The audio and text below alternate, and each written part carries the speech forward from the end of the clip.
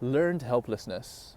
Maybe you know the term, or maybe you've heard of the story about how elephants from a young age are trained to have their front leg tied with a rope to a tree, and they resist and they resist and they resist, and of course they want to get away, but they simply can't.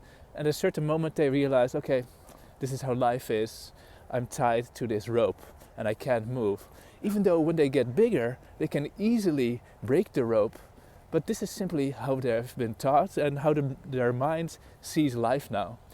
And it's a beautiful way of seeing how our mind, not just those of animals, but our mind as well, just decides, okay, this is how life is.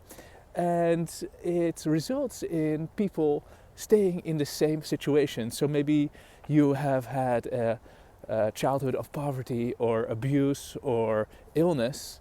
The mind knows one thing: what I've experienced up till this moment, I've survived. So I just might as well continue on doing the same thing, because something different is dangerous. The only priority of the mind is to make sure that you ensure survival.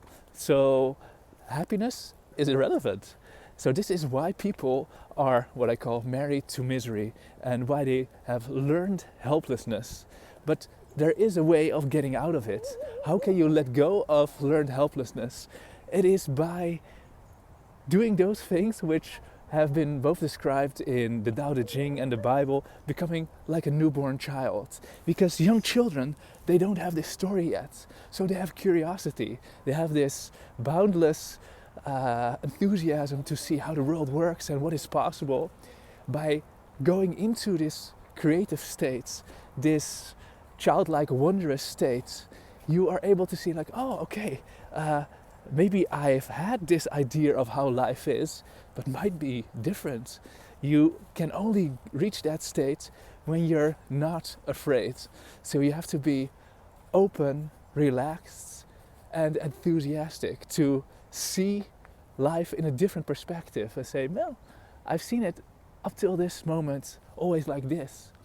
But maybe it's different. Maybe there's a new horizon, there's a new timeline to jump into that results in a much more lighter and more beautiful way of seeing things and a more fulfilling life.